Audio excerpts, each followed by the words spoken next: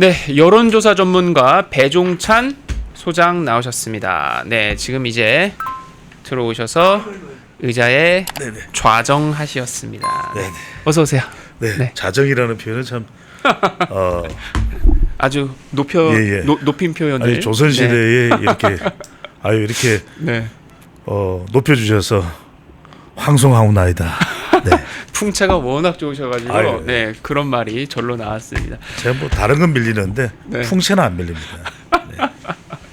네, 아니 지금 이제 여론조사 뭐 네. 몇 가지 이렇게 가지고 이게 쭉 좀 이렇게 흐름을 오늘 네. 좀 정리를 좀 해주셨으면 하는데, 먼저 일단 국민의힘 전당대회가 네. 아직 좀 달궈지지는 않았다고는 해도 그렇죠. 일단 대진표가 어느 정도 좀 확정이 됐습니다. 그렇습니다. 지금 이제 이런 기사 네. 나오는 거예요.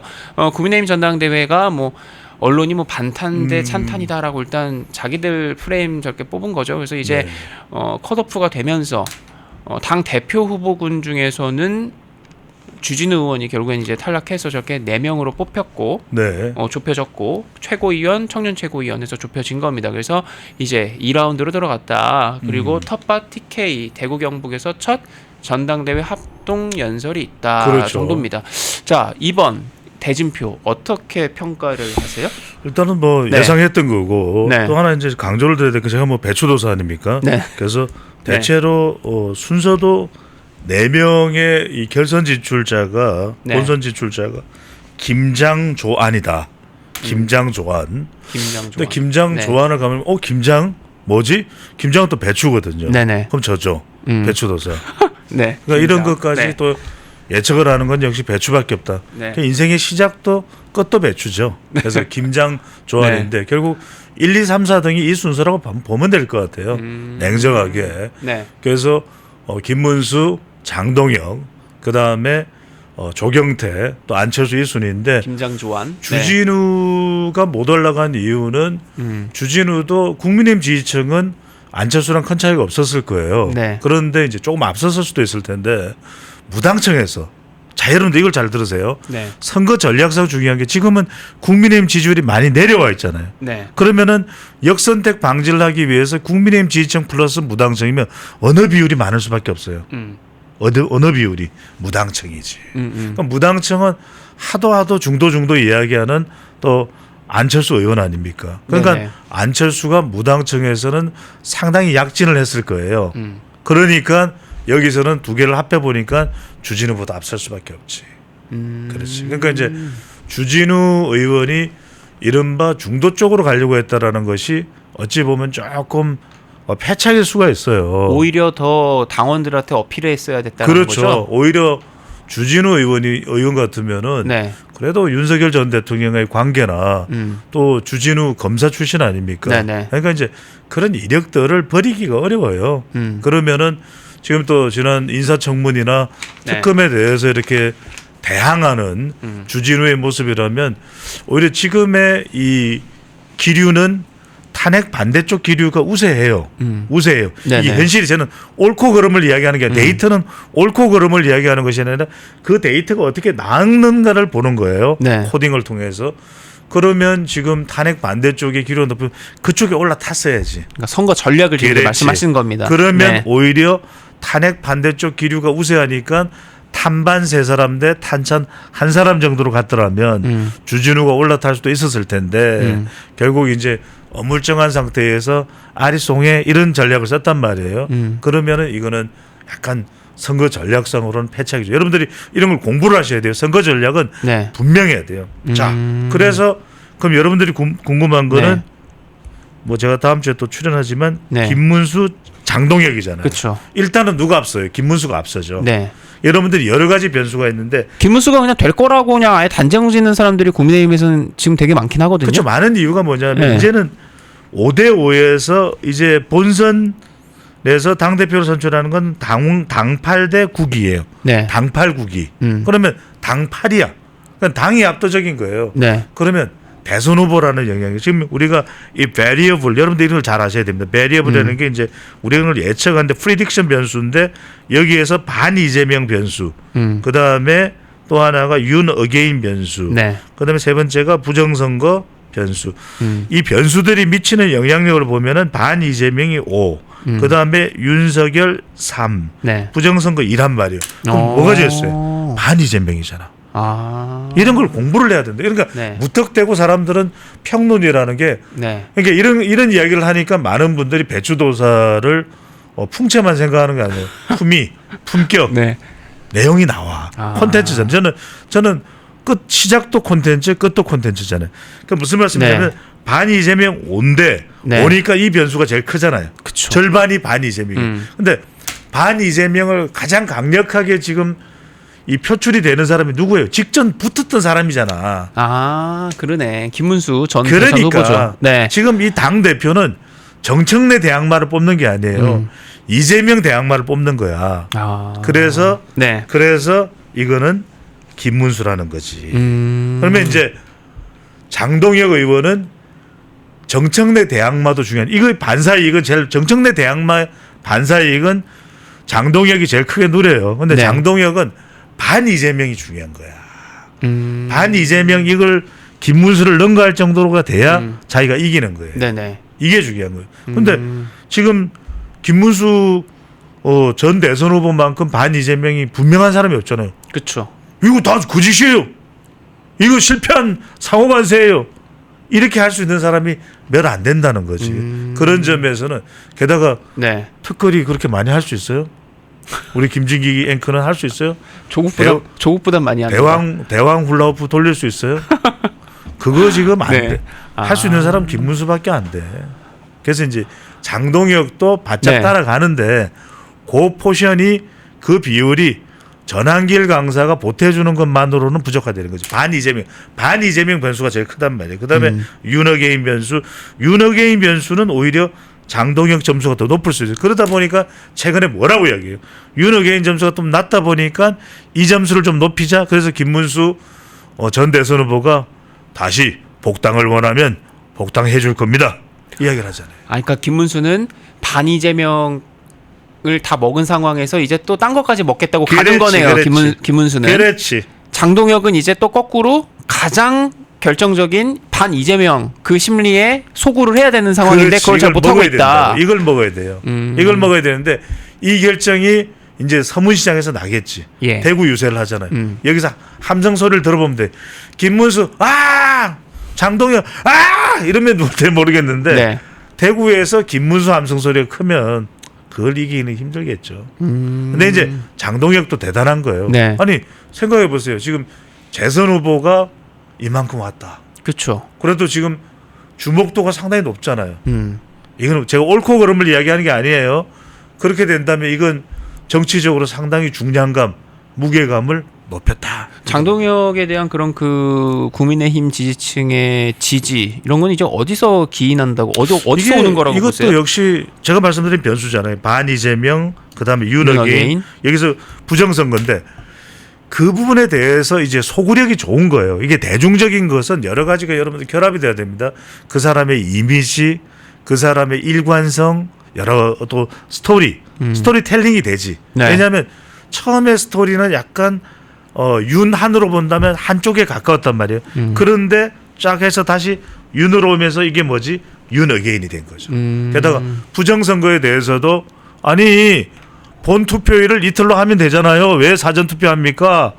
판사 출신이 딱 이야기하니까 무게감이 있죠. 네. 그러니까 이런 부분들이 좀 호소력 있게 지지층들에게는 전달이 됐다. 또 하나가 뭐냐면 자 정청래 고향이 어디예요?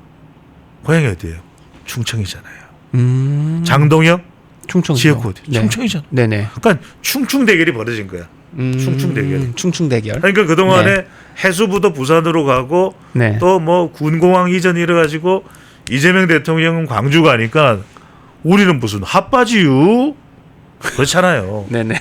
또 우리가 충청 그러면 또 뭐 백종원도 있지 맛있죠. 그쵸. 설탕, 예산. 네. 예산이 또 나오죠. 네. 예산이 중요해요. 국가 예산이. 근데 이런 게 딱 나오니까 네. 충충이 딱 붙어버리니까 그게 또 장동혁의 스토리가 되네. 그렇잖아요. 또 이게 역시 사람은 말을 잘해야 돼요. 장동혁 같은 경우에는 제가 옳고 그러면 이야기 안 한다고 계속 말씀드렸어요. 네. 근데 이게 목소리가 호소력이 있어요. 여하튼 간에. 네네. 그것 자체가 먹힌다라고 봐야 되겠죠. 그렇죠. 목소리 상당히 좋아요. 네, 묵직하고 묵직하니. 그것을 성대모사를 할 수 있는 사람은 거의 저밖에 없어요. 아, 그렇죠. 아니 그 크리에이터 제가 장동혁입니다. 네. 크리에이터 이상민하고 성대모사 대결도 많이 하시더라고요. 그렇죠. 다른 방송 가서 뭐 이제 욕심이 좀 있으시네요. 오늘 제가 방송해 보니까 우리는 성대모사 이게 욕심. 성대묘사가 아닙니다. 그거는 묘사는 흉내내는 거 모사라고 그래요. 네. 성대모사입니다. 여러분들 틀리면 안 됩니다. 철자가 묘사가 아니고 모사. 근데 성대모사. 이런 게 네. 있죠. 성대모사라는 것은 어떤 것을 분석하다 보면 그것까지도 이제 따라가게 돼요. 그러니까 이제 저도 이렇게 데이터를 분석하고 어떤 인물을 분석하다 보니까 그 인물이 가지고 있는 이 화법도 굉장히 중요한 연구 대상이거든요. 따라가게 되죠. 아무래도. 네. 네. 자, 그러면 지금 이제 정리를 해주셨어요. 김장 조 아니다라고 그렇죠. 하셨는데 그러면 일단 국민의힘의 이번 당 대표 선거는 김문수가 될 게 유력한 것으로 보이는데 여기에 장동혁이 얼마나 그렇죠. 따라붙을 것이냐가 결국에는 관건이다라는 걸로 정리가 되는 거네요. 그렇죠. 그렇게 정리가 되는 거고 그다음에 최고위원 후보로는 김근식, 김민수, 김재원, 김태우, 손범규, 신동욱, 양향자, 최수진. 최고위원 이야기는 하지 말자고. 복잡하고 더울 때 머리가 아프니까 이거 말아서 되겠죠. 한 명 한 명에 대한 건 아니더라도 그래도 최고위원 당선권에 들기 위해서는 뭐가 제일 중요하다 정도는 있지 않을까요? 이미 갈렸어요. 지금 말씀하셨던 네. 그래 탄핵 반대쪽이 기류가 좀 높으니까 그쪽으로 지금 가고 있는 거예요. 그런 거에 대한 목소리를 얼마나 낼 그걸 거냐. 분명히 이야기하는 사람들. 그리고 이미 이제 한 명이 2표를 행사하잖아요. 네. 그런 기류로 가고 있다. 네. 그리고 이게 더울 때는 복잡해 사람 많이 나오고 이렇게 복잡할 때는 잊어야 돼요. 그렇죠. 찬물 끼얹어야 됩니다. 그래. 네, 당 대표가 4명이니까 찬물 끼얹어야 되는데 지금 이제 국민의힘 지지율, 정당 지지율 얘기하려고 해요. 그렇죠. 이 민주당하고 국민의힘하고 정당 지지율이 계속해서 벌어지고 그러고 있고 그리고 이제 최근에는 뭐 MBS 같은 데서는 또 저런 게 나온 겁니다. 20% 선이 깨지더니만 16이 졌죠. 10% 중반으로 해서 17, 16 해서 어제 발표된 게 16%. 근데 저는 이제 저거를 보는데 TK에서도 민주당이 이제 밀리더라고요. 그렇죠. 아니 생각해 보세요. 자 대구 경북에 전화가 갑니다. 제가 김진기 기자 앵커께 여쭤볼게요. 네. 자 대구에 여론조사 전화가 가요. 브라브라브라 브라브라브라 빨리 받아요. 브라브라브라 받아야죠 전화를. 여보세요. 네. MBS 여론조사 기간입니다. 네, 오늘 정당 지지율과 대통령 지지율 물어보려고요. 응답하시겠습니까? 뚝 하고 끊어버려요. 응답하겠어요. 네. 뚝 대구 경북은 지금 정권도 뺏겼지. 대구 경북 국민의힘 보수 정향에 지지하는 지지층들 뺏겼지. 네. 지금 뭐 국민의힘 전당대회를 하는데 뭔가 미래는 잘 안 보이지. 탄핵 반대, 탄핵 찬성 싸우지. 윤어게인 뭐 지금 대통령은 또 상태가 저렇지. 또 김건희 여사 또 구속영장 청구가 됐지. 뭐가 기쁜 일이 있겠어요? 정치적으로. 서문시장 장사는 잘 안 되고 방천시장은 더 안 되고 빡치는 거죠. 근데 뭐 전화가 왔는데 마 지아뿌라마 내사 마 지금 전화 안 받는다. 대구 더워 죽겠다. 제가 잘 알잖아요. 저는 경주배시잖아요. 아 그래요? 대구가 더워요. 제가 뭐 대구 또 수도 없이 대구 분들은 저를 무진장 좋아합니다. 왜요? 왜 좋아해요? 모르겠어요. 저를 너무 좋아하시더라고요. 제가 뭐 개인적으로 다 이야기를 드릴 수는 없는데 동대구역에 가면 이제 막 뭐 어이구 막 이래서 제가 뭐 그 양반이네.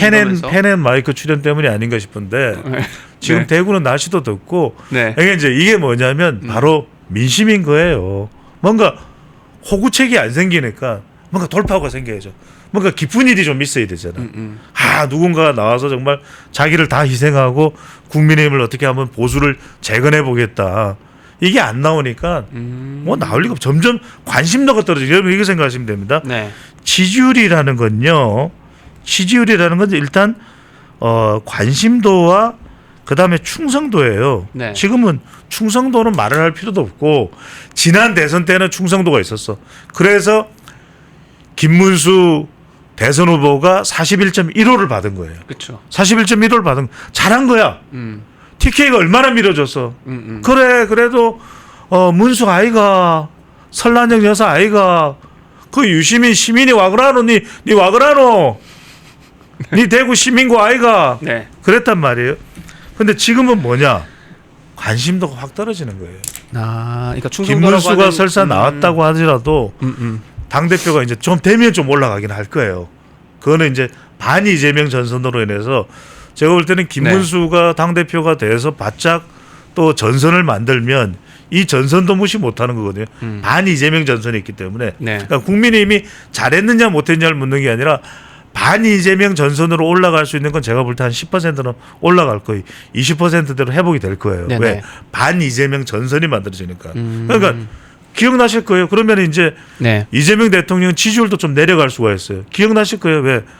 윤석열 전 대통령도 처음에 지지율 좋았는데 아니 이재명 대통령이 승복하고 어디에 잠적한 게 아니라 바로 국회의원이 되고 재등장을 해버렸잖아요. 그쵸. 당대표로. 네. 그러니까 전선이 형성돼서 국정 운영을 못하는 거예요.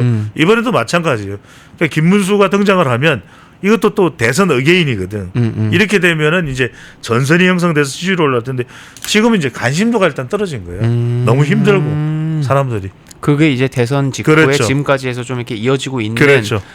그런 걸로 이제 이 지지율은 여러분들 이렇게 생각하시면 되는데 추석 이후에 조금 시간이 지나면서 올라갈 거예요. 연말 되면은 대략 한 MBS 조사로는 20%대 후반, 30% 가까이 회복이 될 것으로 저는 전망을 하고 있습니다. 네.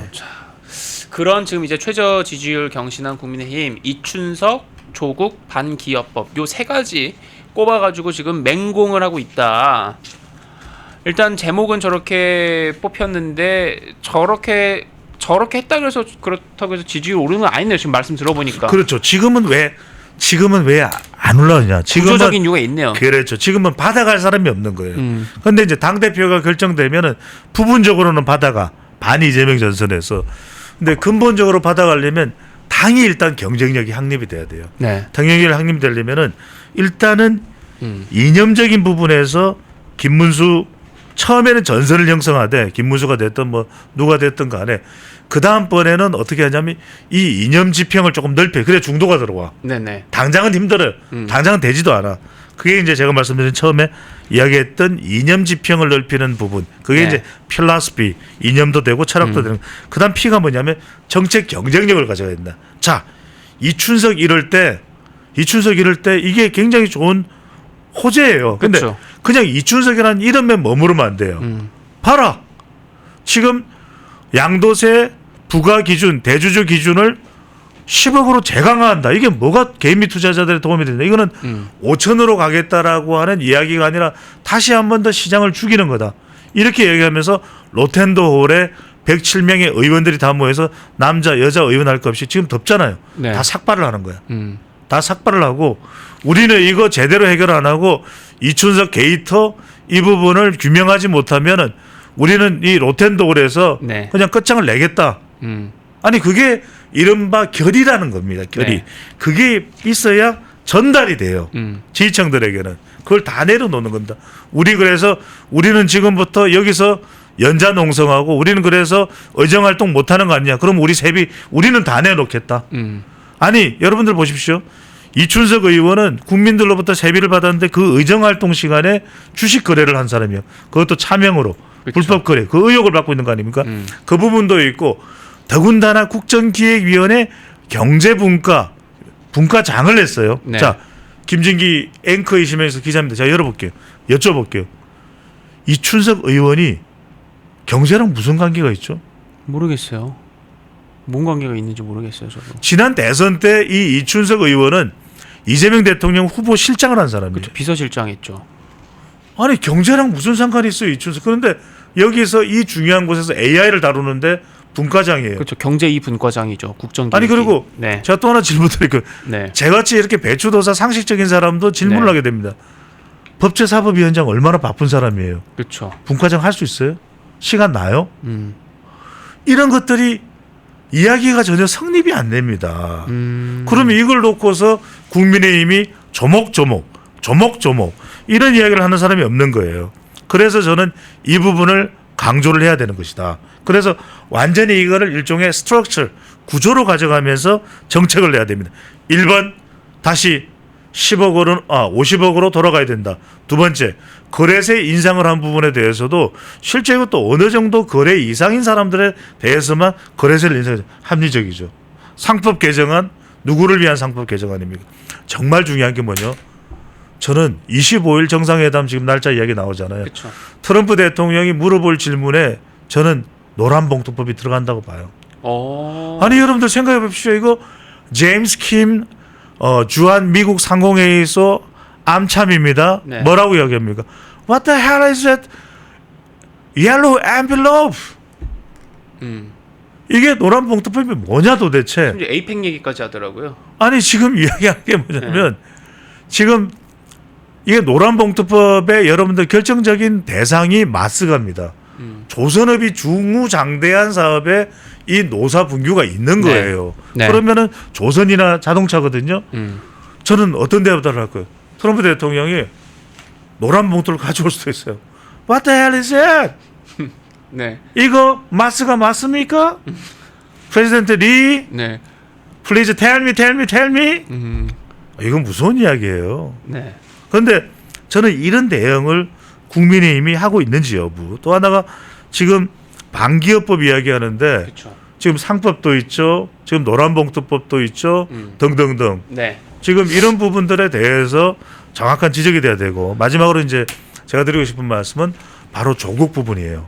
이 조국은 이거는 다른 사람들이 벌써 보름 전인가요? 다 조국은 힘들다고 할 때 저는 된다고 그랬어요. 왜? 아니 이걸 밀어붙이죠. 네. 청구서가 나온다니까요. 자, 민주노총에 청구서가 나오니까 고용노동부 장관이 누굽니까? 민주노총 위원장 출신인 거예요. 그렇죠. 네. 자, 조국혁신당이 지금 좀 굉장히 그렇게 톤을 높이고 있지 않아요. 왜? 거의 이거는 어느 정도 협의가 됐지 않았을까? 왜? 당연히 대선 때 대선 후보 안 냈죠. 그 다음에 지금 국민의힘 내란 세력으로 이렇게 몰아붙이는데 범여권으로 협력을 하죠. 청구서가 안 나오겠어요? 게다가 문재인 전 대통령 뭐라는 거야? 대선 때 도와줬다 이거예요. 정청래 대표가 또 방문했을 때 이야기 뭐겠어요? 자, 김진기 앵커가 문재인 전 대통령이다. 자, 정청래 대표가 봉화마을 아니죠? 평산마을인가요? 네. 헷갈려. 평산. 거기다 네. 방문을 했다. 평촌 아니죠? 자, 방문했다. 무슨 이야기부터 하겠어요? 무슨 얘기부터 하겠어요? 꾸기 얘기하겠지. 꾸기죠. 네. 우리 꾸기, 꾸기. 내 아픈 손가락. 꾸기. 왔어요. 우리 꾸기 좀 사면 되죠? 네. 자, 이건 근데 이걸 아무리 임기 초반에 현직 대통령이 더 중요하지만 뭐 말은 어떤 평론가도 그래요. 무슨 전직 대통령이 뭐 개입하고 어쩌고 그건 안 되죠. 말이 안 돼. 그런데 생 깔까? 생 못 가요. 여기 또 누가 포함되어 있습니까? 최강욱이 포함되어 있네요. 그렇죠. 그러니까 조국, 정경심, 최강욱 다 들어갑니다. 트리플 네. 세트로 풀어주고 국민의힘에다가는 에이 홍문종 풀어주잖아. 에이 정찬민 풀어주잖아. 에이 심학봉 풀어주잖아. 송원석이 건넨 거를 다 사실상 반영해 준 거예요. 다 해준다는 거예요. 그래서 강훈식 비서실장이 문자를 보낸 거고 은석이 형님 답 주세요. 네. 그러니까 스마일 이게 간 겁니다. 자, 그래서 지금 이제 최저 지지율 경신한 국민의힘이 이춘석, 조국, 반기업법 요 세 개 가지고 이렇게 맹공을 하는데 더 이제 제대로 해야 된다라고 하면서 이 여론조사와 함께 읽어 주신 거면서 정리를 지금 해주신 거예요. 근데 지금 이제 조국 부분까지도 말씀을 많이 주시긴 했는데 문재인이 이제 아예 그냥 저런 얘기까지 하는 거예요. 정청래 만나가지고 지방선거 승리해라. 불경 매우 고무적이다. TK도 이거 잘하면 되겠다. TK도 흔들린다. 뭐 이런 얘기까지 했다는 겁니다, 문재인이. 그러니까요. 그런데 지금 보면 조국 사면 언급은 안 해. 근데 벌써 공개적으로 다 알려졌잖아요. 그렇죠. 우상호한테 얘기했는데. 이재명 대통령의 그 꾸기 부탁해요. 네. 해놓고 지금 안 했다라는 거는 뭐예요 또. 그 다음에 지금 지방선거까지 잘해주길. 이건 진짜. 이건 전직 대통령이지만 아무리 현직 대통령이 선거에 개입되는 발언을 했다가는 그거는 혼쭐날 일이잖아요. PK는 넘어갔고 TK도 잘하면 될 걸 이 얘기 있다는 겁니다. 그랬던 경우가 노무현 대통령 때 그게 탄핵 사유가 됐던 거예요. 근데 아무리 그렇지만 대통령 품격도 있지, 전직 대통령이 있지. 그것도 아직 시간 남아 있는 내년 선거 이야기할 겁니까? 심지어 조국 풀어주라는 얘기도 하고. 네. 그러니까요. 야. 저는 참 이런 부분들에 있어서는 네. 좀 절제되고 자제돼야 될 부분들이 있는 거죠.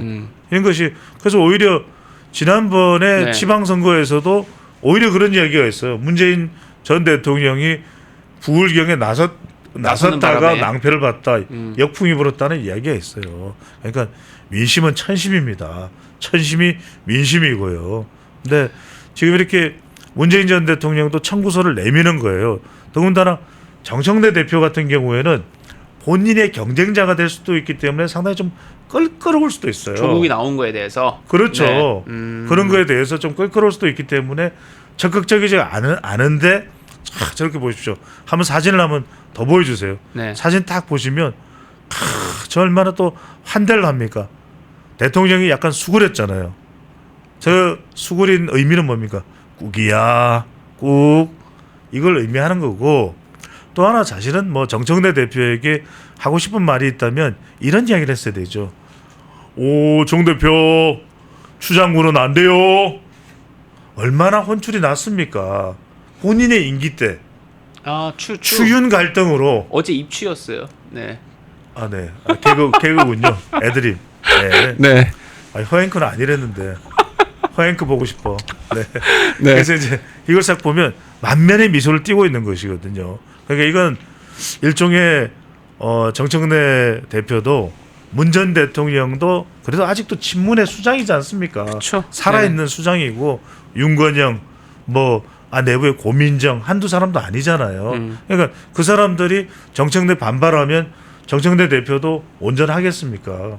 그러니까 전현희 발음 좀 조심하셔야 돼요. 네네. 전현희 이 의원의 경우에도 국민권익위원회 위원장인가요? 그렇죠. 누가 시켜줬나요? 누가 시켜줬나요? 그러니까 이런 걸 보면 지금 딱 이야기하면서 딱 표정은 저래. 추정구는 안 돼요. 이렇게 이야기를 하는데도 불구하고 지금 법사위원장이 내정됐잖아요. 이건 문 전 대통령도 상당히 본인도 걱정 많이 할 거예요. 네. 참 그렇습니다. 자, 지금 뭐 이재명이 뭐 끝까지 고심을 하고 있다. 이 최종 그 사면 명단에 대해서 뭐 고심하고 있다라고 얘기는 하는데 이미 뭐 다 저건 결정된 거고. 근데 그럼에도 불구하고 이재명의 지금 지지율은 60% 넘게 나옵니다. 그러니까요. 아까 이 추세가 이어질 여론조사- 거라고 보시죠? 뭐 어떻게 보세요? 연말까지 지금 이어진다? 거침없이 하이킥이죠. 그리고 정확하게 이 지지율을 얻을 전략을 쓰는 거예요. 이른바 굿캅 전략, 배드캅 전략. 네. 대통령 이건 뭐 에드워드 버네이즈의 프로파간다라는 책에도 다 나오잖아요. 네. 여러분들 이 여론과 관련된 것은 두 가지 책을 읽으면 돼요. 하나는 프로파간다, 굉장히 책이 좋습니다. 네. 다 번역되어 있고 또 하나는 이제 퍼블릭 어피니언이라는 책이 있어요. 저는 뭐 두 책을 뭐 수백 네. 번도 더 읽어봤는데 그런 책들에서 보면은 이게 네. 전략이 국합 전략이죠. 그래서 나쁜 이야기 안 하잖아요. 그래야죠. 아니 이재명 대통령은 계속해서 그 포스코 ENC 뭐야? 사이다 발언만 하죠. 계속. 사이다 발언만 하죠.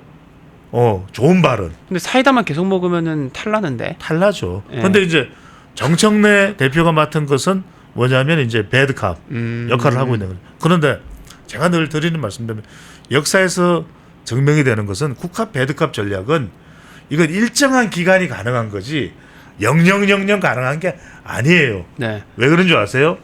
배드캅도 어느 순간에는 국합이 되고 싶거든. 그리고 이게 국합도 어느 순간은 그 배드한 면이 보이거든. 그래서 끝까지 유지가 안 돼. 그렇잖아요. 양원면이 다 있잖아요. 그쵸. 다 있잖아요. 네. 그걸 끝까지 가릴 수는 없기 때문에 언젠가는 뭐다? 삑사리가 난다. 알겠습니다. 지금 일단 뭐 이재명이 높은 그 지지율을 믿고 지금 뭐 하고 싶은 건 그냥 거침없이 다 지금 하고 있다. 네네. 근데 이제 그런 국합 배드캅 전략으로 이재명 정청래 역할 분담된 것 같은데 그거 삑살이 제대로 나는 때가 오긴 온다라는 걸로 일단 오늘 정치 관련 현안 논평 이쯤에서 마무리하도록 하겠습니다. 출연 감사합니다. 고맙습니다. 자, 1부 시작하겠습니다. 반가운 우리의 손님 김민수 최고위원 후보 나오셨습니다. 어서 오십시오. 네, 안녕하세요. 반갑습니다. 안녕하세요. 네. 반갑습니다. 아, 요즘 바쁘시죠? 네, 그러네요. 아, 너무너무 바쁘시. 일정 보니까 너무너무 바쁘신 것 아유, 같은데. 감사합니다. 예. 열심히 자, 뛰고 있습니다. 네. 예, 열심히 뛰고 있습니까? 네. 예.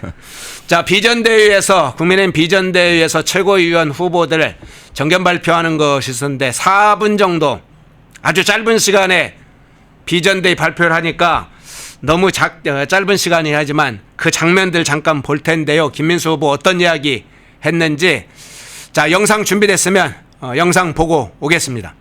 책임과 역할을 다할 수 있는 시대적 사명을 띠고 이 자리에 섰습니다. 국민의힘 정치인이라면 그동안 우리 지지자, 당원들의 눈물을 보셨을 겁니다. 절규를 들었을 겁니다. 우리 당원의 눈물과 절규를 들었음에도 불구하고 우리는 외면했습니다.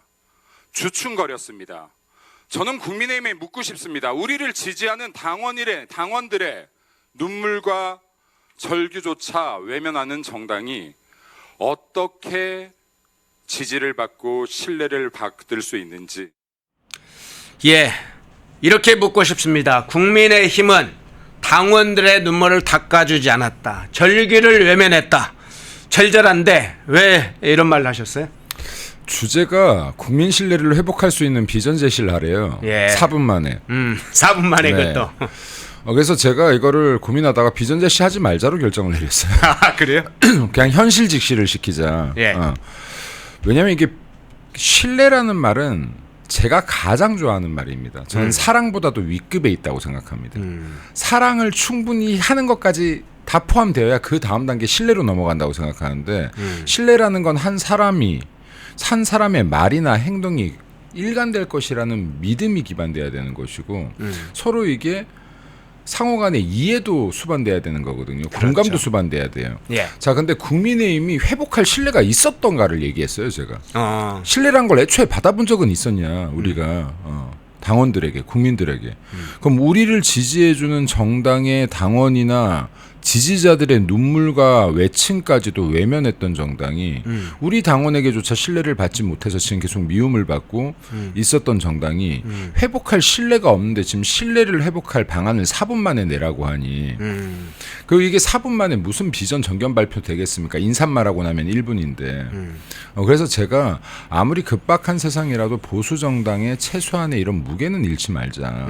이게 무슨 지금 스피드 퀴즈 하고 있는 게 아니잖아요. 제가 말이 자신 없는 사람도 아니지만 저기에 예. 나오는 사람들보다 그럼 좀 더 진중함으로 저는 호소할 필요가 있다라고 생각했어요. 그러니까 이 비전 제시라는 것도 이게 설령 지루하면 국민들 안 보시겠죠. 예. 근데 이 비전 제시가 만약에 합당하다라고 하면 그게 아무리 길어도 볼 겁니다. 또 그래서 제가 또 이제 드리고 싶었던 말은 12월 3일 이후부터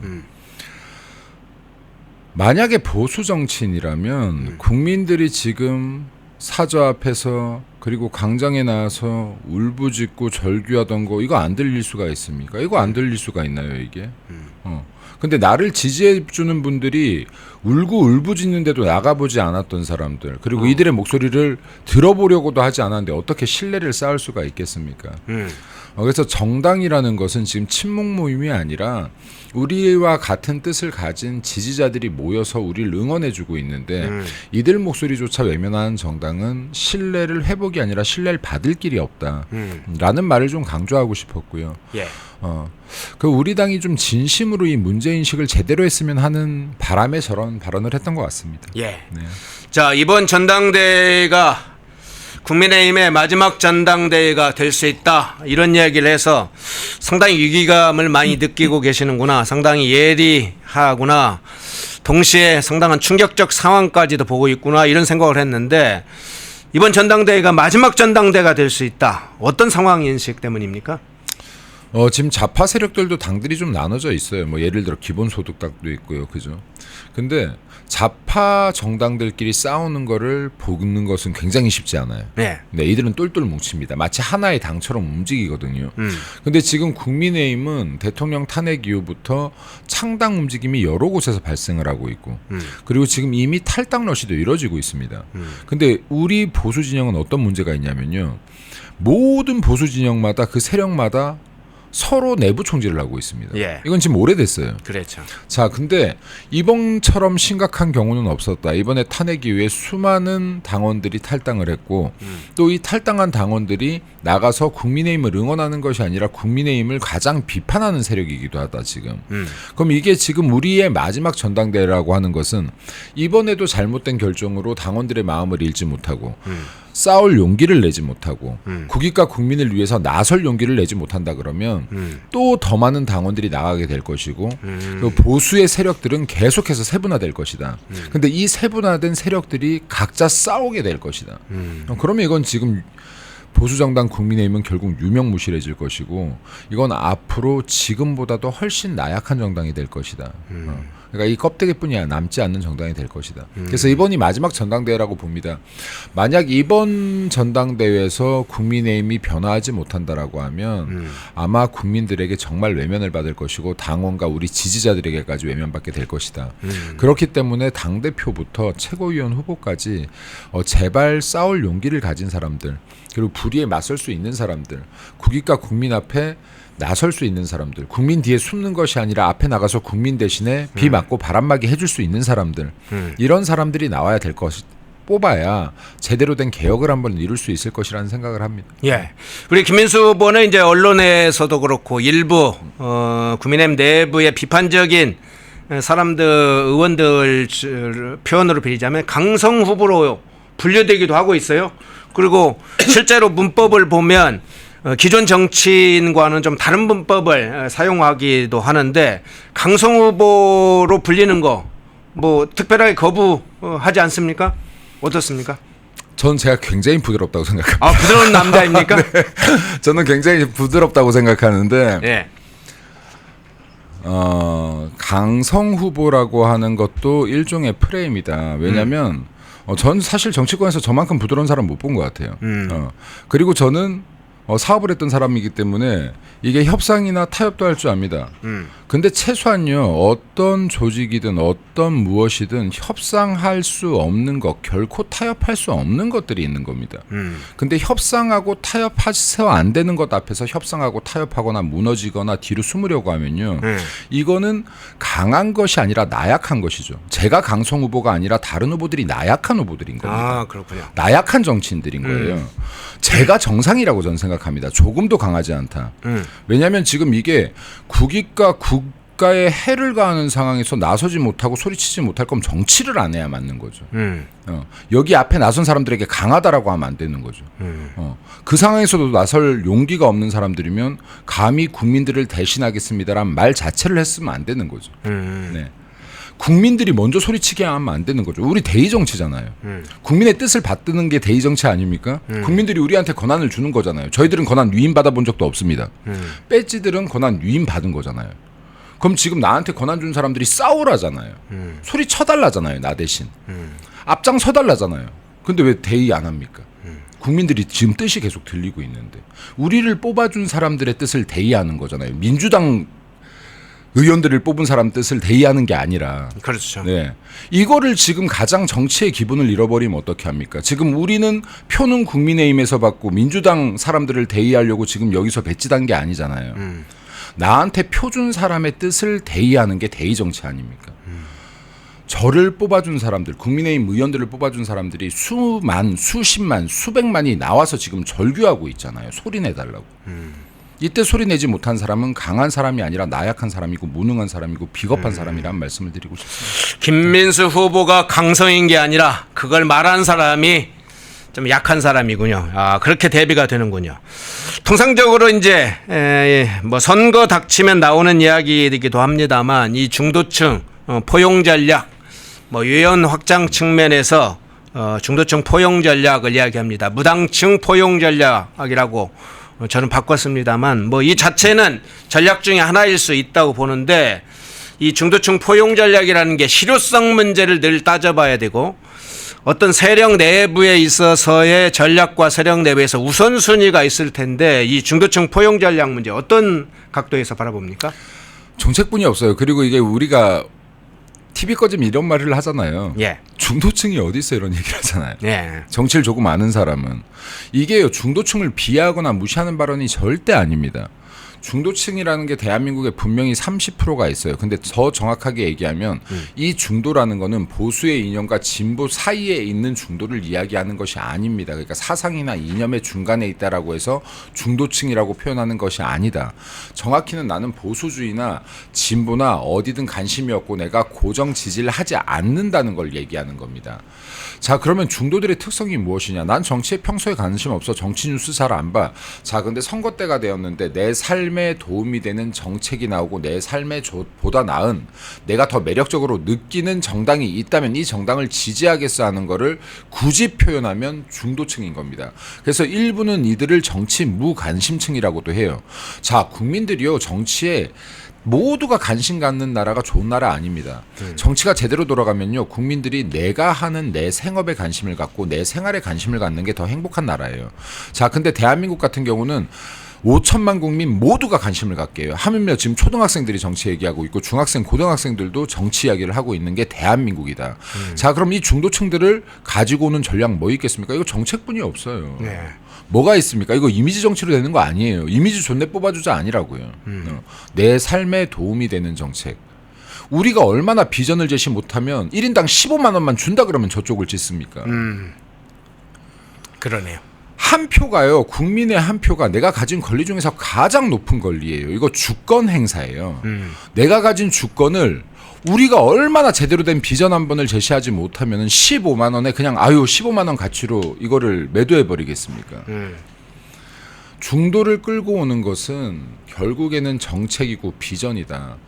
중도로 분류되는 사람들은 정치 무관심층이라기보다도 내가 사상에 치우치지 않는 사람들일 확률이 높고 관심 없는 사람들일 확률이 많다. 그런 층이 있죠. 네, 그러면 이게 정치인들이 미래 비전을 보여줘야죠. 대한민국 이렇게 갈 겁니다. 우리들이 국민들 더 행복하게 이렇게 만들 겁니다.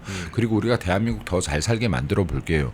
이런 비전에 움직이시는 분들이면 이걸 제시해야 되는데 우리들은 계속 민주당 좌파 세력 흉내를 내고 있더라. 이것이 마치 중도 확장인 줄 알더라라는 겁니다. 제가 또 한 번 얘기하지만 정치는 질량이다.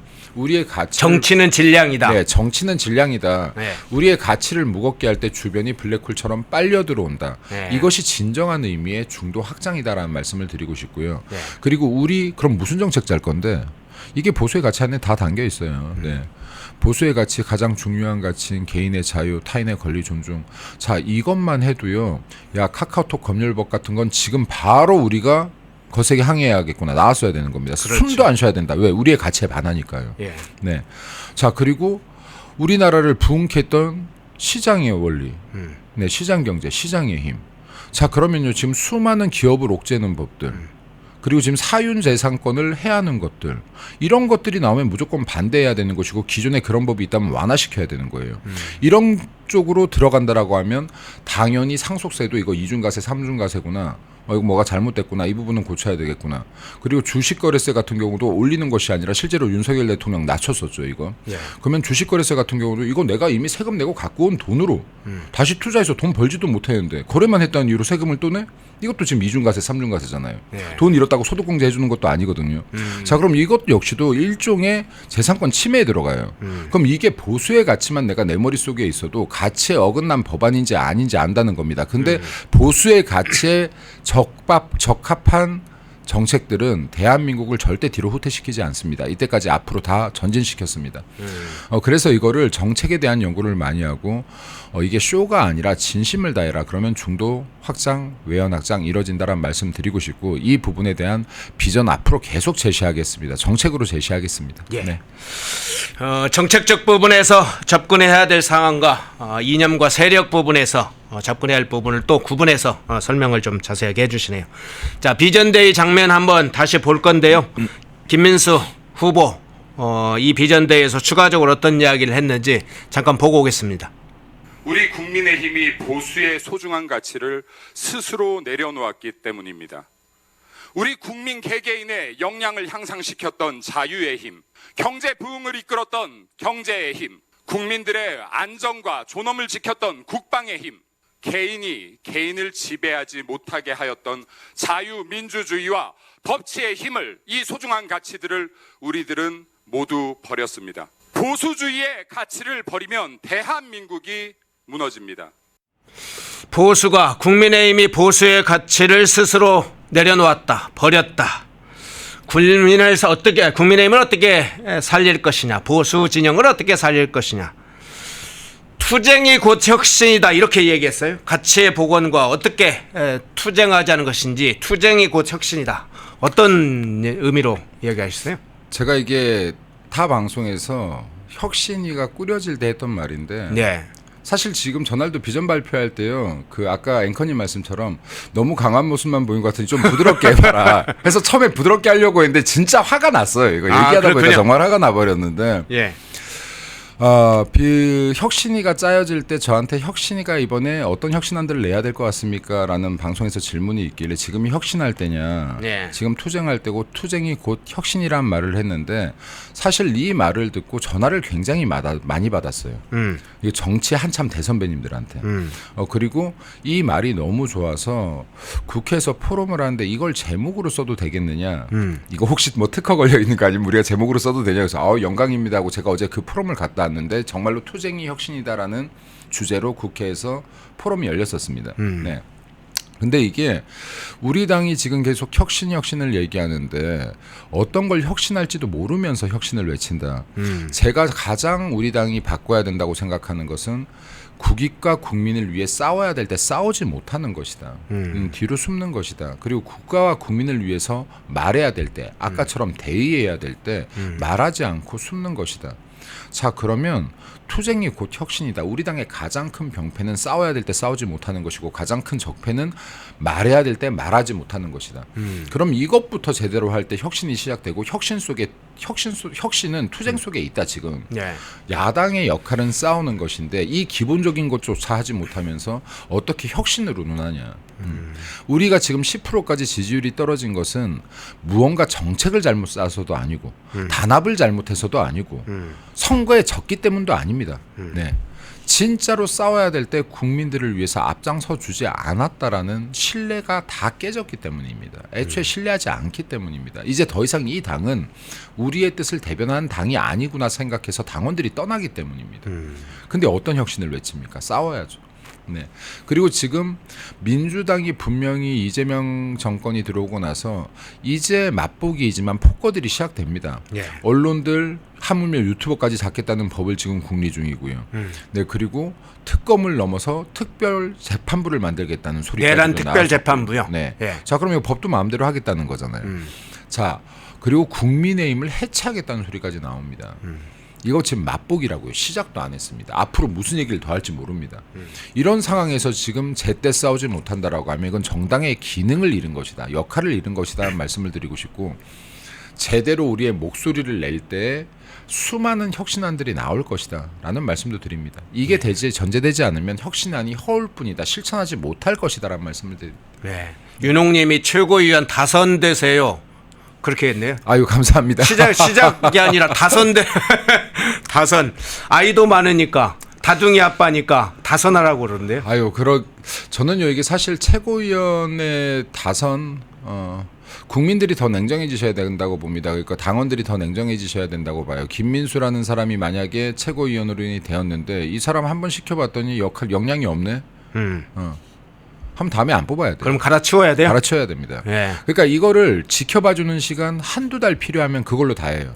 왜냐면 한두 달 적은 기간이 필요할 수 있어요. 사람들 다. 네. 자, 근데 이 사람이 이 임기를 마칠 때까지 제대로 된 역할을 못하네. 다음에 뽑아주면 안 됩니다. 국회의원도 마찬가지예요. 야, 이 사람 일 능력은 떨어지는데 보수의 정치인으로서 적합하진 않은데 나랑 정이 좀 들었네. 지나가다 내가 악수는 한 3번 했는데 그래도 악수 한 3번 했는데 이 사람 뽑아줘야지. 이게 지금 대한민국 정치 다 망치는 겁니다. 예. 지금 국회의원은 친구를 뽑는 게 아니고 지인을 뽑는 게 아니라 나를 대의해서 내 뜻을 펼쳐줄 사람을 뽑는 겁니다. 정치인들은. 이게 누구라도 능력이 부족하고 제대로 된 의사표현 능력이 없다라고 하면 이건 다시는 뽑아주면 안 됩니다. 예. 그럼 이렇게 약한 정당 안 됩니다. 예. 예.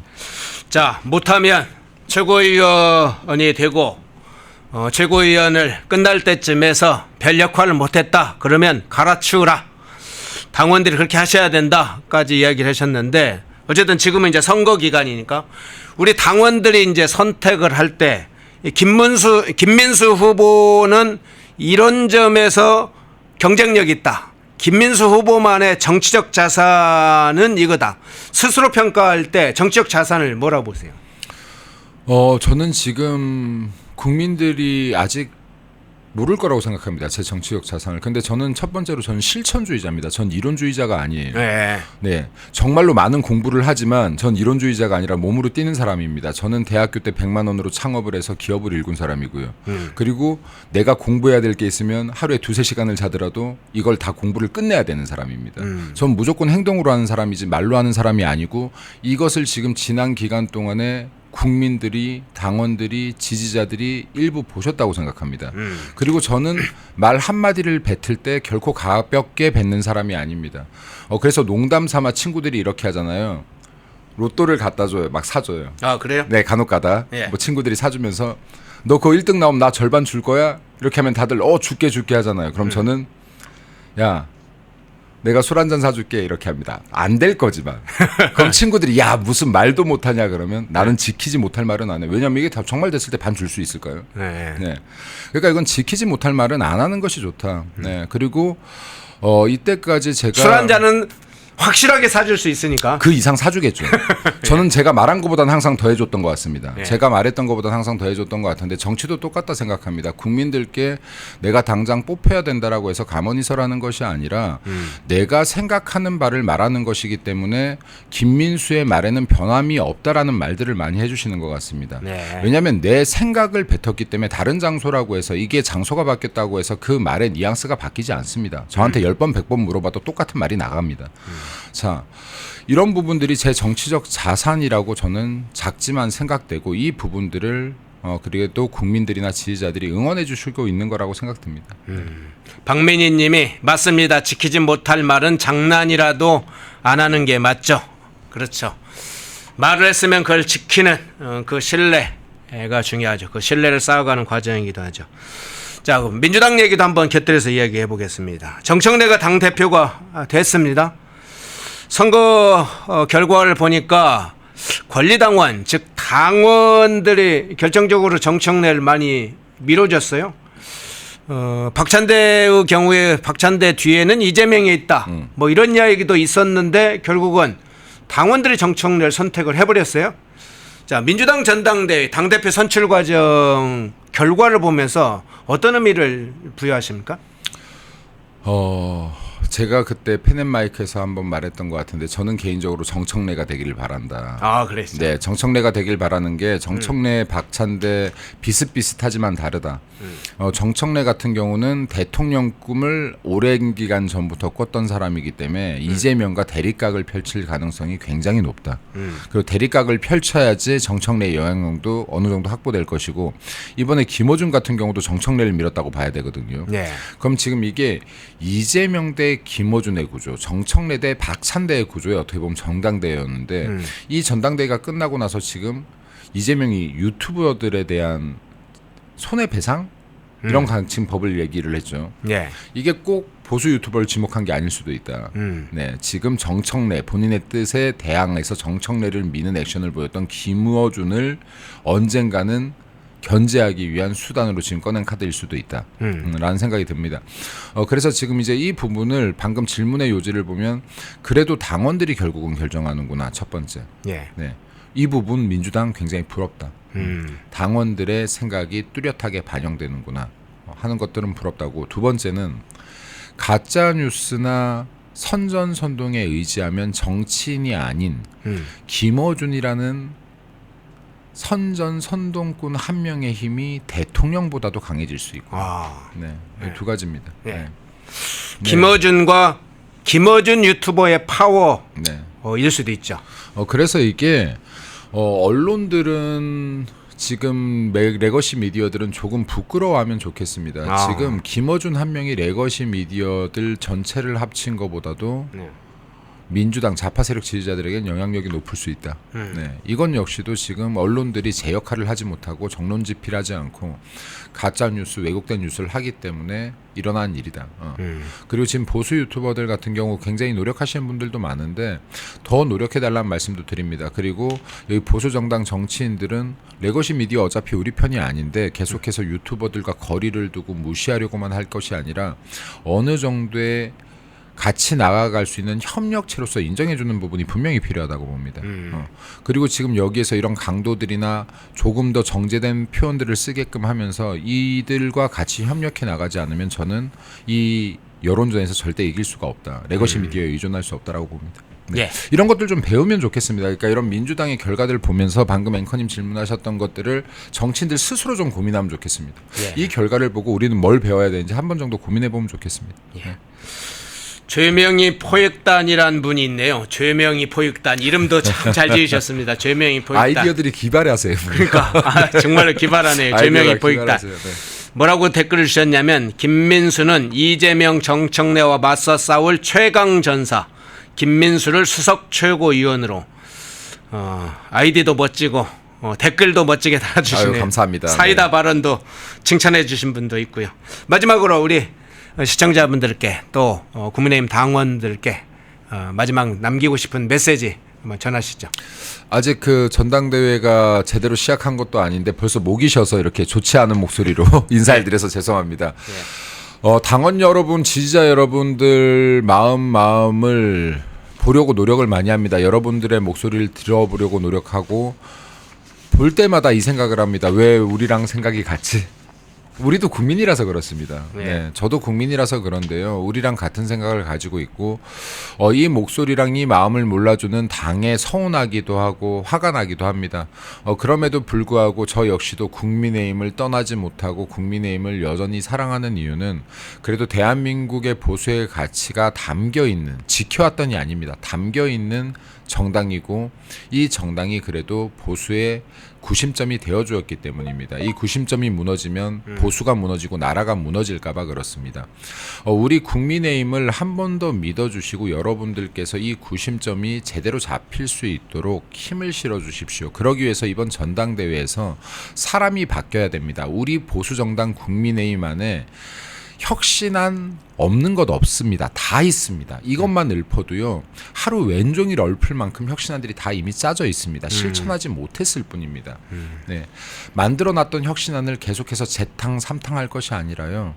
진짜로 실천할 사람을 뽑아주십시오. 저 김민수가 실천하겠습니다. 지금 국민의힘의 가장 빠른 혁신은 선수 교체하는 겁니다. 정답은 김민수입니다.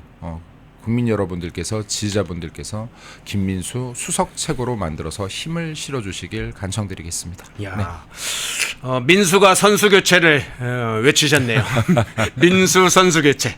예, 김민수 최고위원 후보 모시고 직격 인터뷰 나눠봤습니다. 1인 2표 어제니까 잘 선택을 하시기를 부탁드립니다. 김민수 최고위원 후보였습니다. 고맙습니다. 감사합니다. 감사합니다. 예. 예, 4부에는 자, 지금 이제 국민의힘 지도부들 선출 과정에 있으니까 김태우 최고위원 후보 한번 좀 모시고 현장의 소리를 또 한번 들어보겠습니다. 어서 오십시오. 예, 우리 김태우 최고위원 오랜만에 지금 이 편안에 와주셨네요. 네, 안녕하십니까. 오랜만입니다. 예, 우리 김태우 최고위원 먼저 인사도 해주시고 오랜만에 오셨으니까 예. 시원하게 우리 시청자분들에게 여기에 또 당원들도 있으니까 인사 예. 좀 부탁드립니다. 네, 오랜만에 뵙습니다.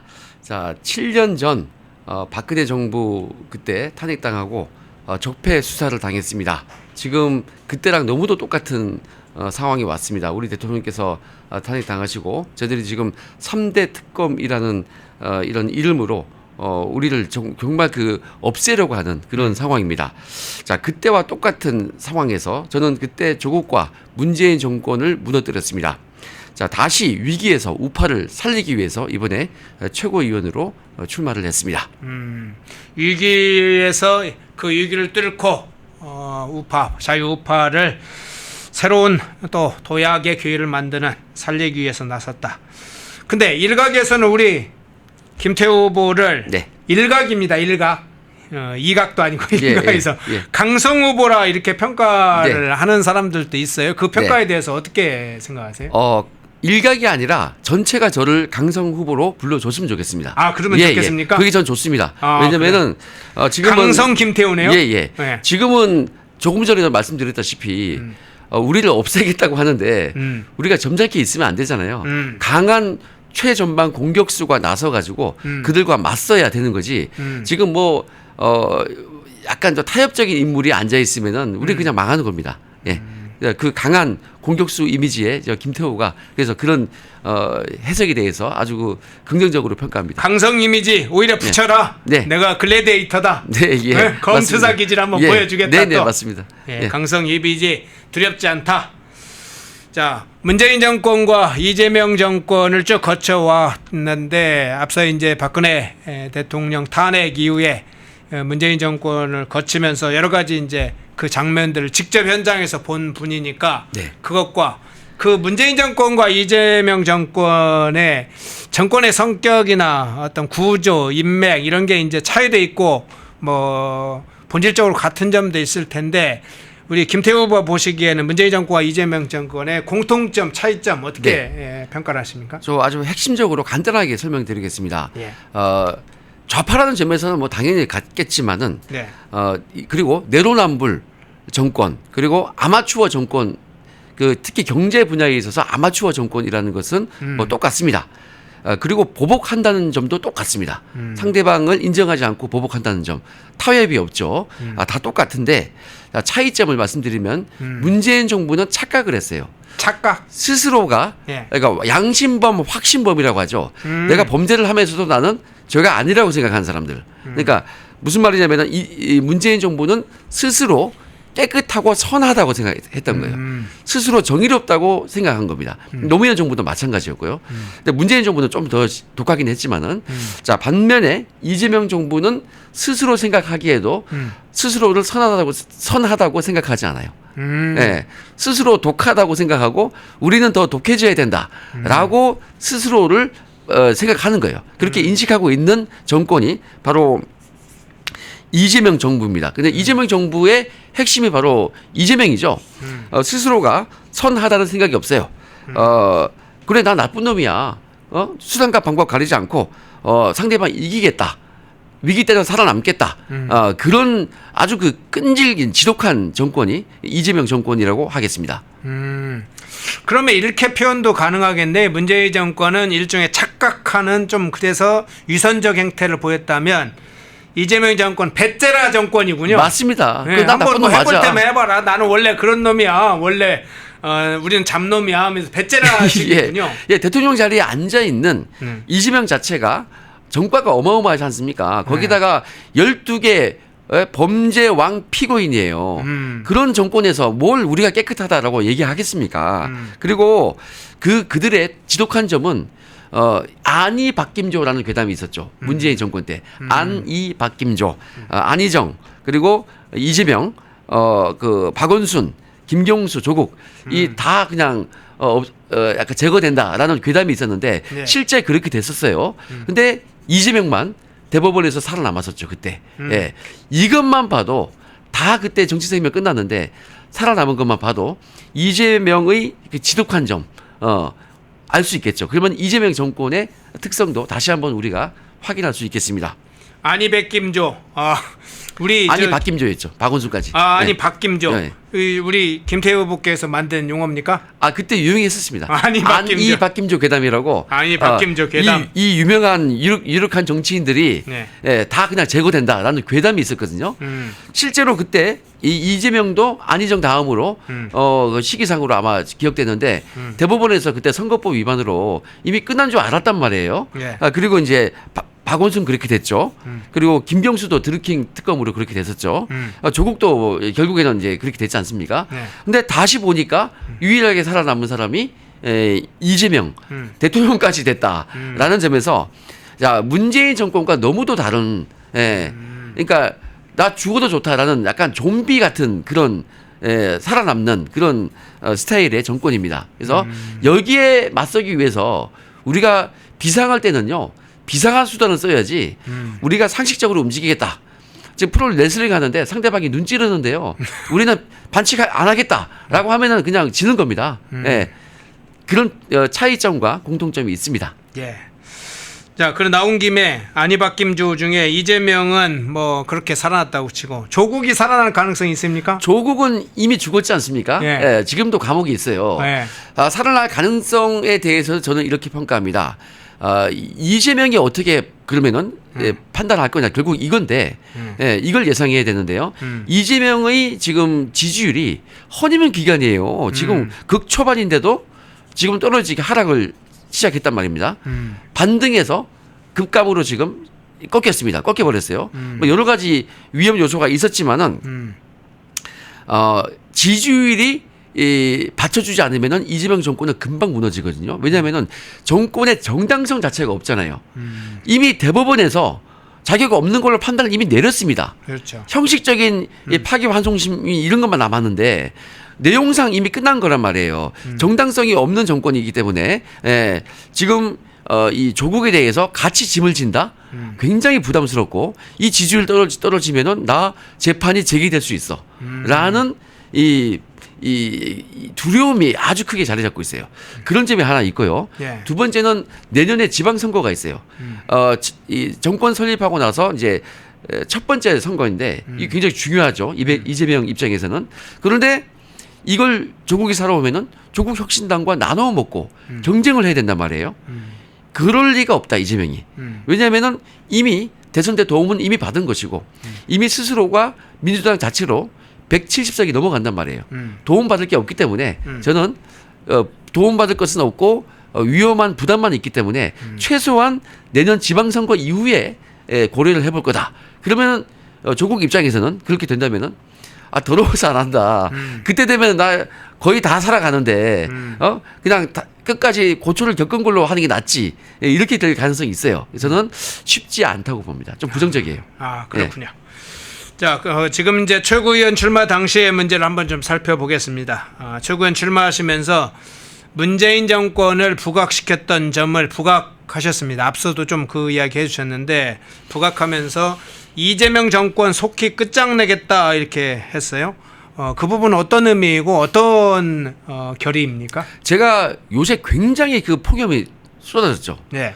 안 그래도 짜증나고 화나는 불쾌지수가 높은 날씨인데 네. 여기에 이재명 정권 초기에 강선우 갑질이라든지 인사하는 거 보면은 정말 열불이 나죠. 특히 뭐 930% 이득을 받던 부동산 투기했던 사람이 장관이 되니 이런 식이니 얼마나 많은 국민들이 화가 납니까? 더구나 조금 전에 말씀드렸다시피 12개 범죄 피고인 대통령이 아닙니까? 정당성이 없는 사람이란 말이에요.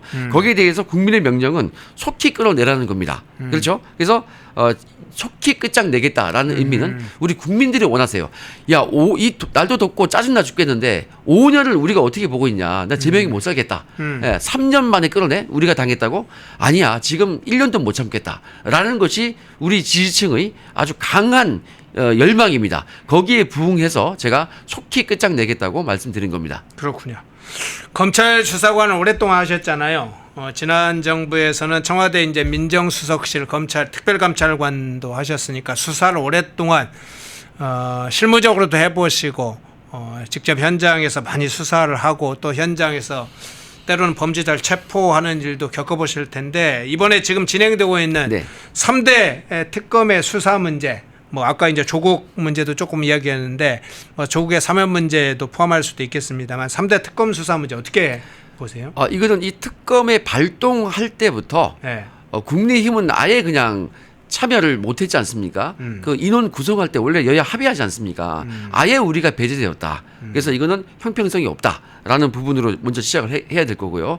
하는 행태를 보면은 이것은 수사가 아니다. 역대급 뭐 수백 명을 동원해서 하는 거 아니에요?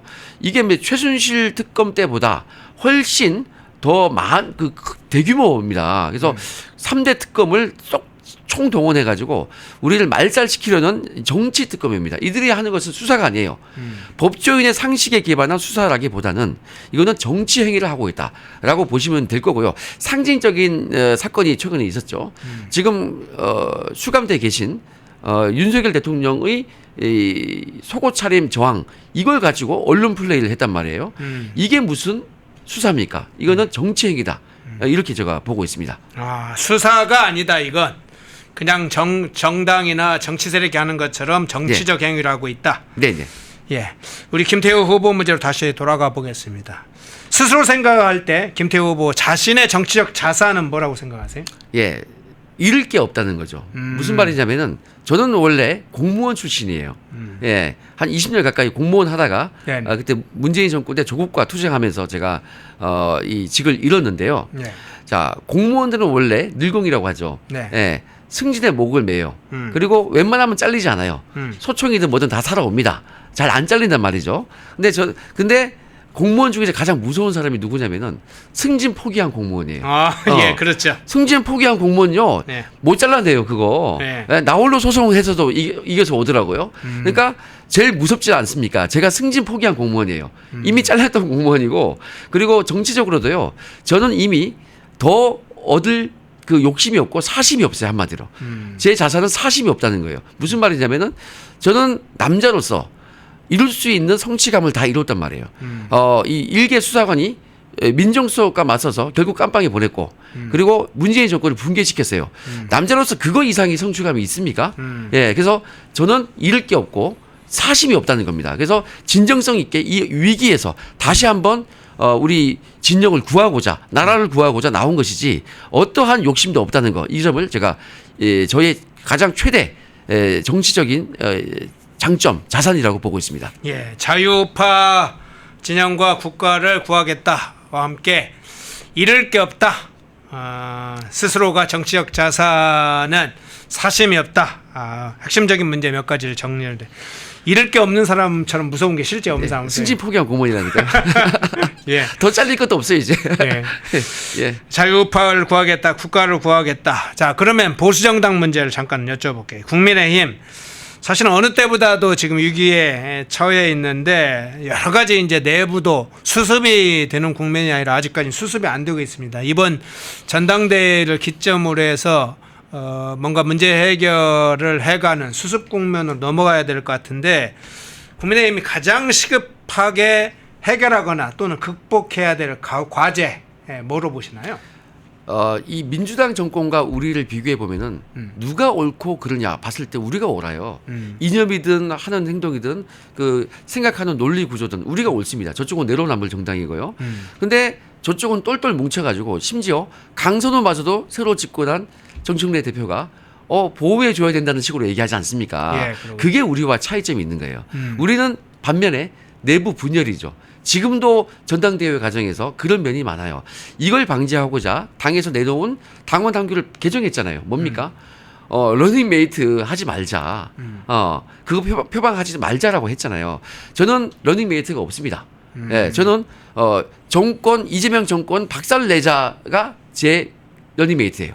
예, 그걸 원하시는 분들이 저희 러닝메이트란 말이에요. 저는 오로지 그것만 한단 말이에요. 내부 이야기 별로 안 합니다.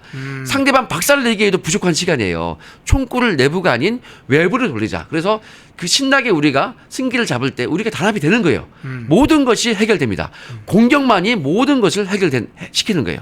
자, 그래서 그런 투쟁력을 갖추는 것이 우리 당과 우리 진영의 가장 시급한 과제가 아닌가 저는 생각하고요. 예. 그리고 이제 두 번째는 우리 서민들, 주민들, 우리 국민들 주변에 있는 지역 단위에서 정치가 시작하지 않습니까? 지역구에서 지역에 있는 주민들과 우리 당의 정치인들이 너무도 스킨십이 없다. 자, 예를 들어서 어제 비전 발표에서도 말씀드렸습니다.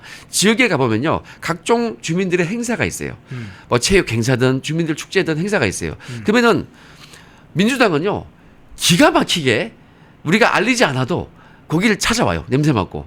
그래서 처음부터 끝까지 주민들과 이 어깨 동무하고 하면서 스킨십을 계속 스킨십을 하면서 네. 그들의 불만을 다 들어줘요. 네. 해결해주지 못하도 좋아요. 끝까지 들어준단 말이에요. 근데 우리 당 쪽에 있는 이 정치인들은 형식적으로 행사만 참석해요? 와서 처음 인사만 하고 네. 다음 일정 바쁘다고 그냥 가버려요. 그러면은 주민들이 누굴 더 좋아하겠습니까? 우리 당 지지자라도 자기가 지금 뭐 할 말도 있고 이런 뭐 스킨십을 하고 싶은데 우리는 할 사람이 없단 말이에요. 여기서 결정적인 차이가 있는 거예요. 특히 이거는요, 수도권에서 특히 필요합니다. 험지인 수도권, 서울, 경기에서 이걸 더 잘해야 돼요. 우리가 밭이 좋은 데는 상관이 없죠. 이기는 데는 문제가 없잖아요. 근데 지금 이 문제를 해결하지 않으면은 우리는 영원히 서민들로부터 나와 상관없는 너무 높은 사람들, 너무 학벌 높고 너무 높은 고위직에 있던 사람들, 나 같은 사람하고 놀아주지 않는 사람들, 내 말을 귀담아 듣지 않는 사람들. 그래서 우리가 수도권에서 굉장히 힘든 거예요. 주민들과 끈끈함, 스킨십, 이게 반드시 있어야 우리가 다시 정권을 회복할 수 있는, 투쟁을 할 때 이 스킨십을 통해서 투쟁하는 것도 우리가 절대 간과해서는 안 될 것입니다. 예. 자, 국민의힘 후보들, 이 최고위원 후보들 신청자들 중에 자격 여부를 가려서 1차적으로 사실상 이제 컷오프 형식이긴 하지만 그 이제 자격의 적정성 여부를 중심으로 평가를 해서 컷오프를 했습니다. 이번 주에 아마 사실상 2차 이제 의미 있는 2차 컷오프가 진행이 되는데, 우리 시청자분들 중에는 당원도 있습니다. 그리고 이제 당원이 아닌 분도 있을 텐데, 우리 당원과 시청자분들께 우리 김태우가 남기는 메시지, 네. 마지막으로 그 메시지 좀 전해주시죠. 지금은 비상시국입니다. 평화시에는 정말 경제 전문가라든지 각계각층의 아주 유망한 분들께서 오셔가지고 우리 당의 장점을 살릴 수 있겠지요. 근데 지금은 사느냐 죽느냐의 비상시국입니다. 정청래가 우리 당을 없애겠다고 노골적으로 얘기했습니다. 이 비상시국에서는요, 말이 아닌 행동으로 보여줬던 사람이 최고위원 지도부로 가서 당의 체제부터 전부 다 전사체제, 전시체제로 즉시 싸울 수 있는 체제로 만들어야 됩니다. 지금은 비상시국이다 보니 저 같은 말이 아닌 행동으로 보여줬던 사람, 전쟁에 직접 나가서 적장의 목을 따왔던 사람이 이 비상시국에서는 이 당의 체제를 정비하고 전시체제를 만들어서 저들을 먼저 선제 공격해서 먼저 우리가 없애버려야 할 그런 상황입니다. 저 김태우만이 실전 전투가이고 실제 전투 경험이 있습니다. 반드시 우리가 없어지기 전에 상대방을 먼저 제거해버리겠습니다. 예, 최강의 전투력을 보여주겠다. 김태우 최고위원 후보였습니다. 후보가 보여주는 그 전투력 상승 지수 쭉 올라가기 바랍니다. 오늘 인터뷰 고맙습니다. 네, 감사합니다. 새롭게 지금 부상하고 있는 최고위원 후보 좀 바로 모셔볼 텐데요. 손범규 최고위원 후보 모셔보겠습니다. 인천광역시 남동구갑 당협위원장 현재이신데 지금 새롭게 떠오르는 부각되고 있는 후보이셔서 좀 급히 모셔봤습니다. 직격 인터뷰 4부로 넘어가면 진행하겠습니다. 손범규 최고위원 후보 나오셨습니다. 어서 오십시오. 예, 안녕하십니까. 떠오르는 후보라고 소개해 주시니까 고맙습니다. 떠오르는 태양처럼 네. 떠오르는. 예, 뭐 하늘의 별이 됐으면 좋겠는데 예. 어쨌든 열심히 빛나겠습니다. 예. 네. 최고위원 출마하신 계획이나 이제 이유 부분도 좀 포함해서 먼저 우리 시청자분들께 인사 겸해서 얘기를 해주시죠. 네, 시청자 여러분 그리고 국민의힘 지지자 여러분 안녕하십니까. SBS 아나운서였고 그리고 전 인천광역시당 위원장, 현재는 인천 남동구갑 당협위원장 손범규입니다.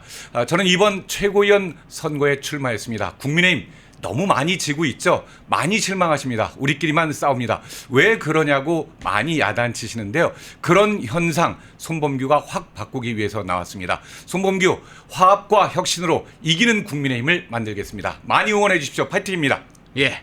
화이팅까지 외쳐주셨네요. 네. 자, 국민의힘 비전대회에서 손범규 후보께서 대선 후보 교체 관련된 문제를 제기하셨어요. 지난 대선 때 국민의힘 후보로 뽑혔던 김문수 후보를 교체하는 파동, 이걸 직격을 했는데 그 장면 잠깐 보고 오겠습니다. 새벽 3시, 4시에 바꾸는 그런 국민의힘 당원들은 원치 않습니다. 당원들은 말씀하십니다. 국민의힘 확 바꿔라. 싸울 수 있는 후보를 만들어라. 그런 당대표와 함께 손범규 국민의힘을 정말 이길 수 있는 당으로 만들도록 하겠습니다.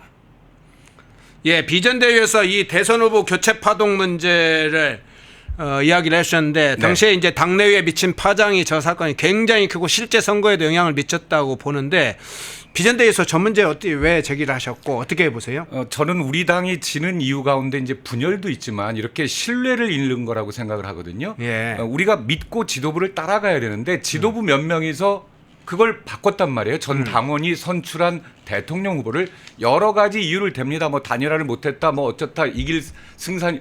그러나 당원들 민주주의 아닙니까? 민주정당에서 그 선출된 후보를 더군다나 정상적인 절차도 아니고요. 새벽 3, 4시에 바꾼다는 건 있을 수 없는 일이죠. 국민의 신뢰가 추락한 거 당이 분열한 결정적인 원인이었다고 저는 생각합니다.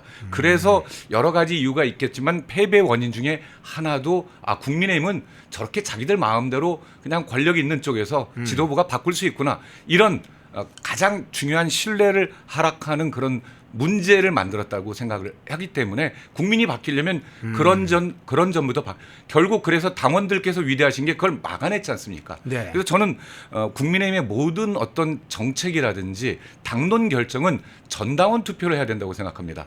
사실 이번에 국민의힘 전당대회 당대표 최고위원 3,000명의 책임당원 그리고 3,000명의 일반 국민 이거 말이 됩니까? 당원이 70만 명인데 3,000명이면 거의 로또 막는 확률 아니에요? 예. 이런 것부터 바꿔야 된다고 생각합니다. 그래서 저는 모든 중요한 당론을 항상 최종 결정은 전 당원이 하겠다. 가능한 일입니다. 예, 공약을 내세웠습니다. 예.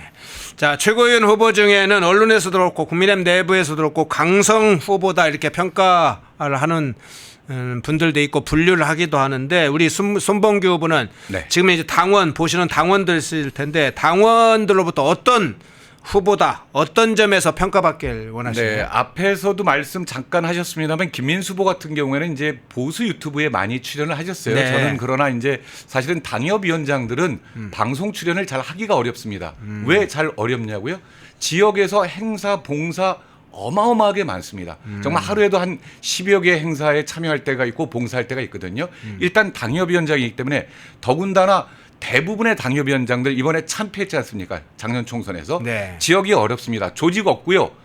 사람 없습니다. 그걸 저 같은 경우에도 13년 동안 정말 험지 한 번도 이기지 못했던 지역이에요. 가보니까 당협위원장들은 선거패하면 금방 떠나죠. 네. 당원들은 항상 그냥 버림받았다 이런 느낌을 갖고 계신데 누가 같이 봉사하고 승리를 위해서 하겠습니까? 그러다 보니까 저는 지난 1년 동안 남동구갑 당협위원장 그리고 시당위원장으로서 열심히 봉사하고 지역 조직 만들고 그리고 사람을 인재 육성을 했고요.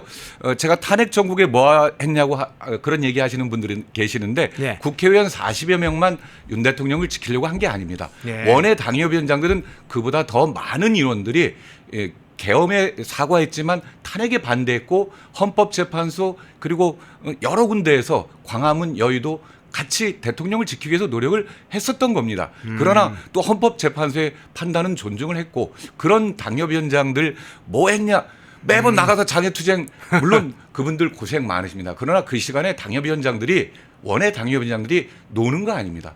정말 처절하게 지역에서 조직 만들고 당원 확보하고 그런 노력들을 해왔습니다. 그게 저는 승리의 근간이 될 거라고 믿습니다. 예.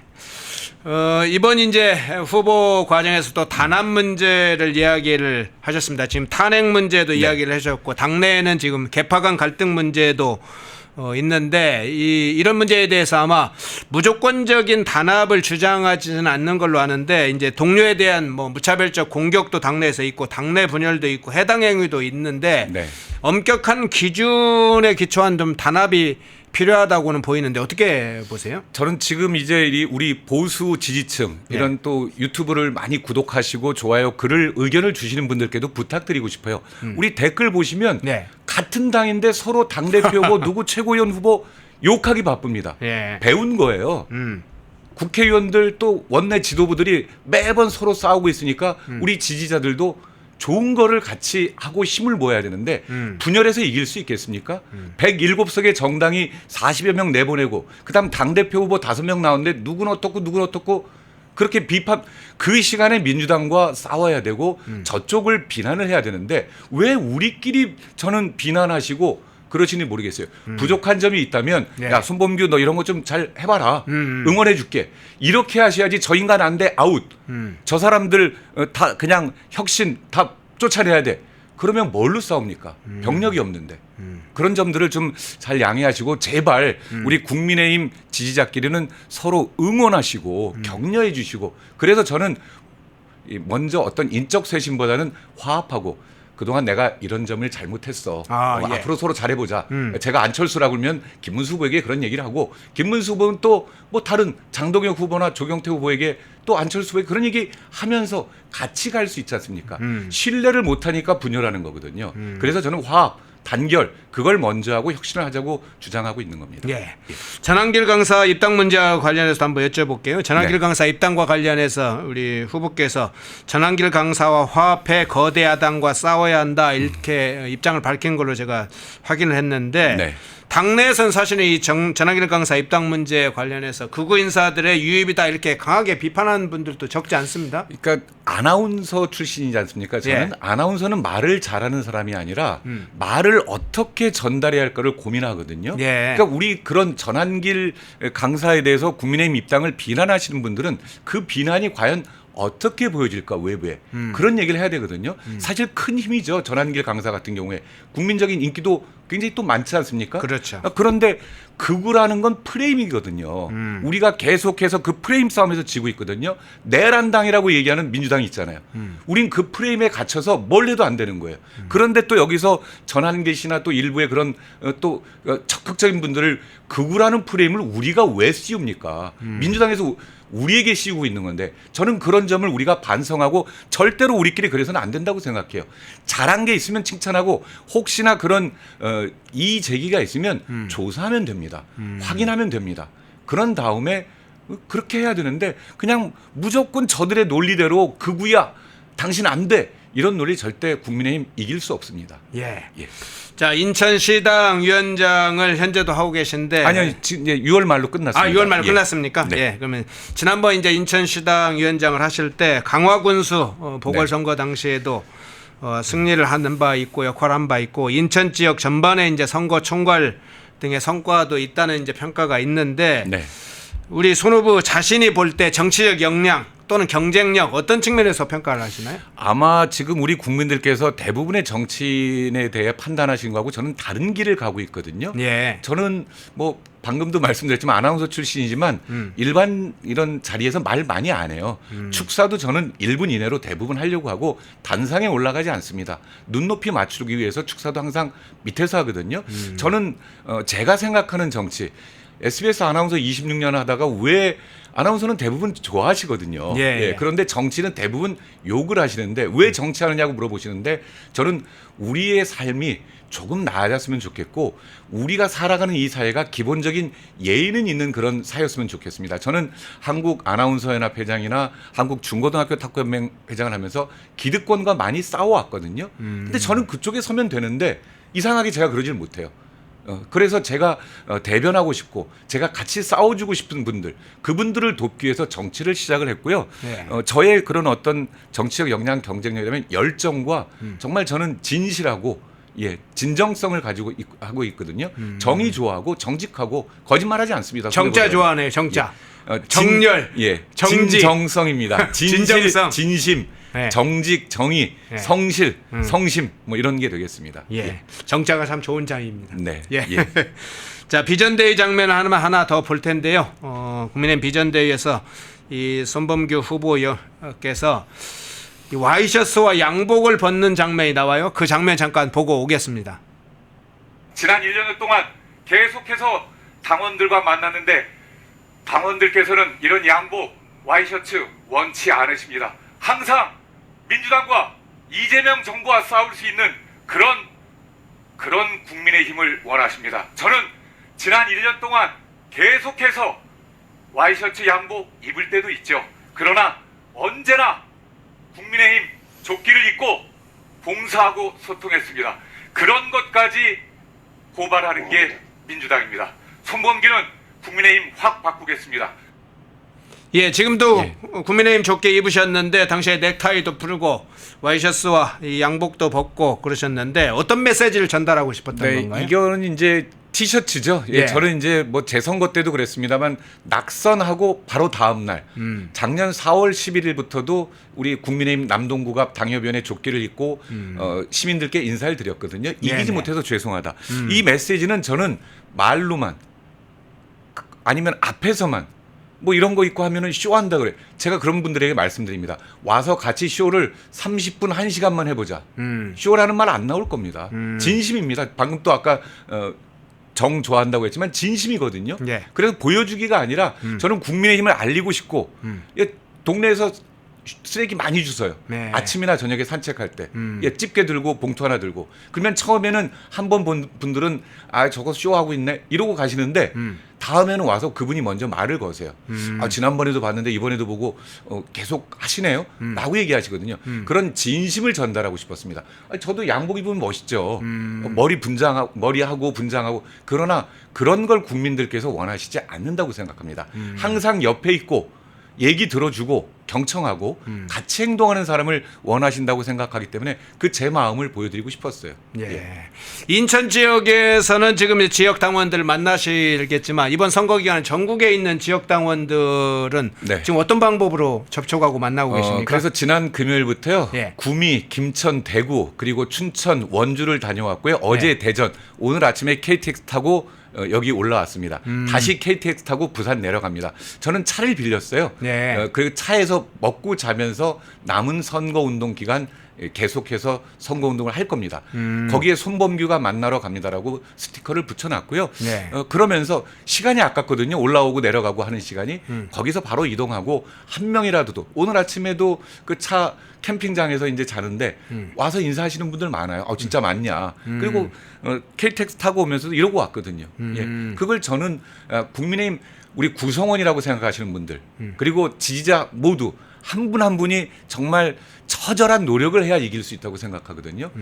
이재명 지지율 60%가 넘는데 우리 17%, 20% 어떻게 이겨야 됩니까? 보여드려야죠 진정성을. 예. 예, 마지막으로 당원들 또는 시청자분들께 남기고 싶은 메시지 마지막으로 전해주시죠. 네.